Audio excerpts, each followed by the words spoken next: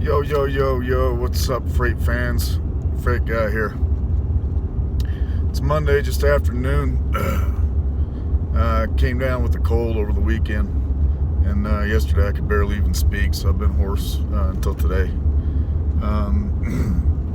Anyway, I made my delivery in Elko this morning, and started off looking like things were going to be pretty good. There's a bunch of shipments on the boards, and a couple from like Salt Lake and stuff going down to Arizona, and of course started calling on them and couldn't get anybody, and of course they were gone by the time I was able to reach somebody, which sucks. And see, and Elko is kind of sits in a weird spot because it's like 200 and I don't know, we'll call it 250 miles from Salt Lake, and I think it's like another 250 miles from Reno, and so you're kind of like in the middle of no man's land there. So you're either going to go east or west. I mean, that's the only way that highway runs, or you can go south to Vegas. But I mean, you're taking off a lot of miles and deadhead when you do that. So after I made my delivery, I just sat there and looked and looked and looked for right in the parking lot too of the consignee for almost 2 hours. Just really couldn't piece anything together that made any sense. So I said, F it, and I'm heading to Vegas again, empty again. So it's been a really bad 2 weeks, guys, and I'll attribute some of that to the holidays, obviously. Thanksgiving week was awful. This past week, because of the cancellations and everything that occurred, that was awful. The delivery I made today, that was a good shipment, good price, but this is why it was paying what it was paying. It's because you can't get anything out of there. So I head to Vegas, and I'm going to stop here. I have to be done by Wednesday night because Thursday morning our flight's real early, like at 6 in the morning. So I think what I'm going to do is I'm going to head here to Vegas.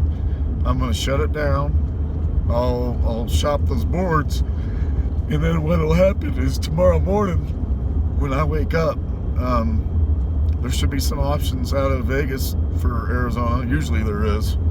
And then more importantly, I'm relatively close to Los Angeles there, and there's always Los Angeles to Arizona. That won't be a problem. So hopefully I'll find something decent, and I can just shoot over to LA, grab it, and start heading back. I wouldn't make it all the way back, but I'd start heading back. Now, the problem with that today, there was a bunch of stuff on there today, but the problem with doing that today was they were all for pickup today, and I don't think I could have made it before anybody closed. So again, being so far away kind of stinks, and the way Nevada sits on the west coast here makes it difficult to get to the LA area where there's a lot of options for me, because when you're in northern Nevada, in order to avoid that mountain range where Yosemite is, you either got to go north and over it, so you're going through Reno, Sacramento, and then down, or you got to go south, essentially to Vegas, and then kind of backtrack a tad back up north to go up towards LA. So that mountain range sits right there along the west coast of Nevada and the east coast of California, and it just it really blocks your entry into a direct shot to, for example, maybe into Fresno or Sacramento or somewhere in that inland area of California. So kind of that part about Nevada kind of stinks. That's why I when I'm usually over there, I'm looking at Salt Lake, and most of the time, as you guys have known watching my videos, I usually get something from Utah headed home. So but not today. There was a couple on there, but I wasn't in time, so it is what it is. Shit sucks, but I think I've made enough mistakes on this trip. I think I've made some good observations and know what to not do maybe a couple times in the future when I go out. It's funny because Toe Piglet just did a video the other day about the 6 things that makes him successful, or how to be successful, and I thought it was really good. I thought it was pretty accurate on the majority of that stuff, and I especially liked the one where he was talking about getting through the hard times so that you're getting better when the good stuff comes. And now in my second month, so that's basically I've done this for 2 months now, I can see what he's saying. Makes sense. And that's coming from me. You know, I've been in this business 23 years, guys. So it's like I'm not a rookie to freight at all. Matter of fact, I would consider myself one of the more well-versed freight folks around. Started so young. I mean, that's all I know. That's been my college education. With that said, you know, out here doing it physically in a vehicle, it's different. You know, it's not the same. It's there's some aspects that are similar, especially with the brokerage world in this. There's some similar aspects, but it's different. You know, when you're out here driving, goodness gracious, is the turn already? When you're out here driving, you know, you people don't think about it, but you forget that, you know, when you're driving, it's hard to be on your telephone. It's hard to search boards and find something to do. Matter of fact, it's downright impossible for me. I mean, I'm not a big fan of texting and driving and doing all that kind of stuff anyway, let alone when I'm, you know, pulling, you know, let's just call it, you know, a lot of weight behind me. I'm rolling down the road at 26,000 pounds or so. You know, that's deadly. It's dangerous. So I'm not gonna do that. And so it's difficult because you're out there, you never really have good service. You know, you're fighting with the app and trying to get it to, you know, process your request for what you want to see. If you're in a shitty service area, it takes forever to pull up. By the time you get it, you click on it, you make the phone call, load's gone already. So, you know, there's a lot of real frustrating aspects of this that just really drive a person crazy. I'm thankful that I've had some help with the folks at the office and my wife, because they, you know, they're sitting somewhere. They can do some of the things that I just can't. You know, so I've got the one gal in my office. You know, she does all of my factoring for me. So I just send her the bill of lading and the delivery receipt, and then I don't worry about it after that. You know, but most people, you know, that's not the case for them. A lot of these people have to do that stuff themselves. So I can only imagine adding that to the list of the other crap that I'm trying to do. And then, you know, when you're driving, especially in these areas where I am on the West Coast, I mean, there's a lot of just dead service areas. You know, who knows what the hell I'm missing out on when I'm doing that, but I was able to show my wife how to use the app. And so you guys know, I used to. We were using Truck Stops app and DAT's app. And when I started doing this, I only used that, only because in our brokerage world, that's really what we use primarily for our market comparisons and to get our quote rates. It seems to be a little more accurate. But in this world here, DAT's load boards are shitty. They're terrible. I mean, you'll go on there and you're lucky to see a load. If you put something in there, a specific lane that you're looking for, you're lucky to find something. But if you punch it in a truck stop, typically there's a whole lot more to choose from. With that said, you know, I'm having a hard time finding loads that are paying very well. So, you know, most of my thought process when I'm doing this is trying to piece together partial runs.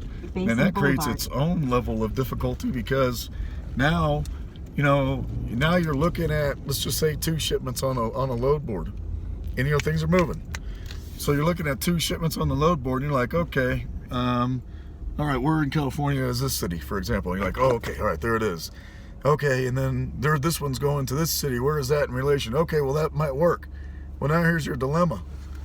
You've got 2 shipments that you want to maybe piece together. Which one do you call first? Because you might call one, get one, and then the other one's gone already. Now what do you do? So what I've tried to do most is I'll call usually the one that's paying the highest of the 2. I'll call that one first. And, you know, if I get it and I'm fortunate enough to call the other one and it's still there, then you're okay, you know, but it doesn't always work like that. You'll call the second one and it's gone already, or you'll call the first and it's gone already, but the second one's still there.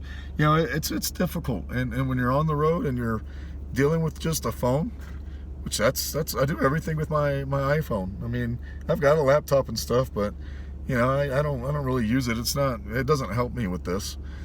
So everything I'm doing is with my iPhone. I mean, it's tough. It's really difficult. So I mean, it's been a bad couple weeks, And I'm gonna probably end this week not feeling real good about it, especially since I'm basically saying, all right, well, Monday's a throwaway day. I'm driving to Vegas, empty. So it's like there's nothing gonna happen for me today. Hopefully, I have a couple things tomorrow. I'm hoping we can piece together 2 or 3 shipments and make a good day out of it, and then I'll be able to deliver those things on Wednesday and then be done. But it's just been it's been the start of a shitty week. And what I think I've learned from this whole process is I think I'm going to be a little more reserved about my willingness to go places for small amounts of money. And what I mean by that, that run that I took to Dallas, it didn't pay much. And the thought process was, okay, we're going to put this on the trailer, and you're going through so many markets on the way there, you'll find another parcel. Well, I didn't. I didn't find a single nothing. So I ended up having to go all the way out there for just that. And it's like, man, that was a waste of time. It still made money after you paid the fuel bills, but I could have made more working from home, I would think, and waiting. So if I hadn't left with that, and I stay home and I'm patient and wait for those load boards, very next day, one of our brokers that calls us directly before they post something had another shipment going to San Jose. I mean, I would have made $400 more to go to San Jose and driven almost 400 miles less. So it's like, that's a no-brainer, right? But I'm learning, right? And so I'm like, okay, I wanted to go east and I wanted to be south, and I wanted it. And when that Virginia load canceled, this was my opportunity to go east and stay south. Well, it sucked and it didn't pay off. So will I go out that way again? You bet your ass. But I'll make sure that it's worth my while. Otherwise, I'll stick around and stick to this regional stuff that I've got down, and we've got some people that know that we're doing it now, so they call. So that one I'll make money. Like that 1 week, my best week so far, guys, is $4,000, $4,100 was my best week so far since I started doing this. And that was a great week. I was thrilled. I can't remember for sure, but I think I only worked 5 days that week. That's a lot of money, and I didn't do a whole lot of miles. It was easy stuff. Popped them off, piece of cake. And then I went into the week after that, and I didn't make $4,000, but I made like, I don't know, $2,800, $3,000, something like that. But again, I wasn't driving a lot of miles. I wasn't, way too far from home. I mean, I was usually within a day's shot of home, and those weeks were making a difference, and the bank account reflected that. Weeks like this past week and Thanksgiving week, they impact the bank account too in a negative way. So anyway, it's live and learn for me. I don't know what happened there. Just shut off on me all of a sudden. Anyway, it's live and learn is what I was saying, and I'm not discouraged or anything like that. I've got to continue to learn, and the more I learn, the better I'm going to be at this, and the better this will be for our company as a whole. Because you got to remember, the money I'm making from this, I'm not paying myself with. This goes into our business's checking account with our other side of the house too, and all that money goes together. I have a regular salary just from that anyway, and that's just the same salary I'm keeping. I haven't paid myself a dime extra. So anything extra we can make from this, I want it to go to that bank so that we can start paying off some of the furniture that we have and some of the equipment, and this equipment included. That way I can kind of get that business out of debt and really start generating some positive cash flow, and start looking at the future on how I want to expand this, if we want to even expand it. Maybe we just keep it small. I don't know. So, I mean, there's a lot to determine in the meantime. But anyway, guys, I probably won't have much more to talk about today. So I'm going to give you my deuces here on my way out. If I do happen to make another video later, it is what it is. You get it twice. So, all right, guys, check with you probably tomorrow. Deuces.